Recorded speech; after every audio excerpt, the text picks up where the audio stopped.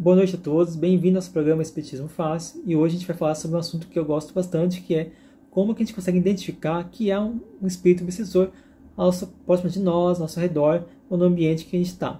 Para que nós possamos então entender e compreender como funciona esse relacionamento, essa influenciação que os espíritos nos atribuem, é essencial que nós entendamos que é o seguinte, que conforme a obra O Livro dos Médiuns e também a Revista Espírita de 1861, na edição janeiro, fala ali o seguinte, que todos nós somos médiuns. Se todos nós somos médiuns, nós temos então a capacidade de interagir e sofrer influência do plano espiritual. Então é essencial que nós compreendamos dessa forma, certo? Além disso também, é essencial que nós saibamos que a nossa mente ele produz uma corrente mental, um campo mental, que vai vai trabalhar com eletromagnetismo, fazendo com que esse eletromagnetismo que dê a interação, a interatividade entre um ser e o outro. É ele que é capaz então, de criar uma força, né, que atrai o interesse dos espíritos. Dessa forma, a gente pode compreender, então, entendendo que nós todos somos médiuns e que há uma interação eletromagnética entre os dois planos ou os dois lados da vida, é essencial que nós compreendamos, então, que esse mundo, como nós conhecemos atualmente, ele vibra totalmente de acordo com o nosso pensamento, nossas ações, nossas atitudes. É interessante que a gente saiba também que na primeira obra da obra kardeciana, que é O Livro dos Espíritos, fala o seguinte, que na questão 459 e na questão 460, temos ali então duas questões muito importantes que os espíritos respondem para nós, falando que todos nós somos influenciados e todos nós somos dirigidos mais do que a gente imagina, e que nossos pensamentos e os pensamentos dos espíritos se confundem, e às vezes a gente não consegue saber quando que é nosso pensamento e quando que é o pensamento do plano espiritual. É importante que a gente entenda que essa percepção a gente vai entendendo e compreendendo no decorrer do nosso conhecimento, nosso autoconhecimento, nosso estudo, né, que é muito importante a gente fazer um estudo de nós mesmos, e o estudo vem da parte espiritual, que isso nos dá então conhecimento para identificar quando a gente está sofrendo um assédio, um ataque espiritual, ou quando a gente tem algum espírito que esteja no ambiente.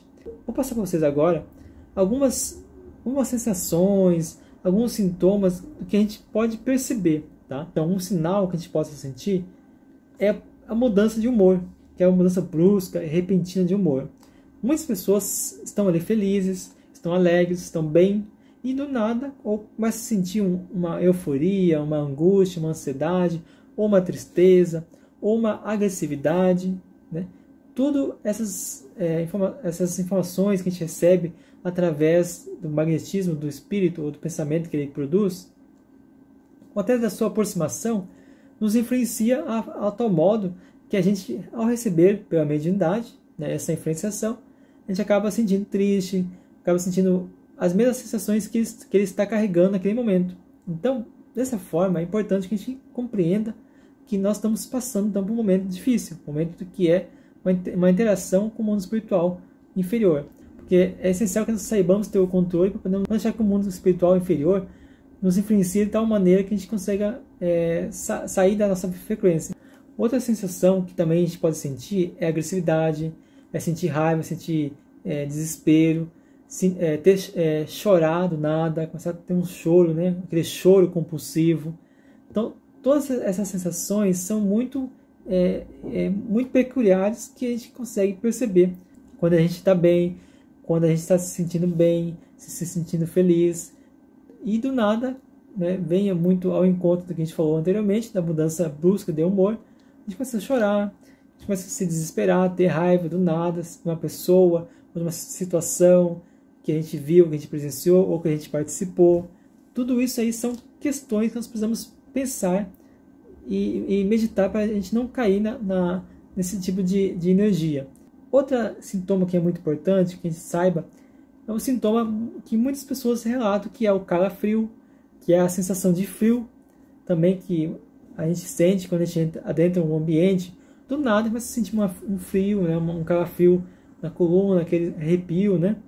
E isso aí é um indicativo que há naquele ambiente espíritos que estão desarmonizados com com o universo. Nós precisamos ter sempre pensamento positivo, ter cautela para não deixar se influenciar por esse tipo de sintonia.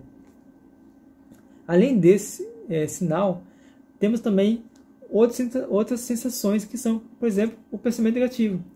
A gente está ali pensando uma situação, a gente está lendo um livro e do nada vem um pensamento que não tem nada a ver e que não colabora com o raciocínio e a lógica daquela leitura que a gente está fazendo, ou de um vídeo que a gente está assistindo, ou de uma palestra que a gente está acompanhando. Então, nós precisamos ter controle da nossa mente, do pensamento. Quando vier um pensamento negativo, um pensamento ruim, um pensamento que você não está esperando, que não seja bom, você troca esse pensamento por um pensamento bom.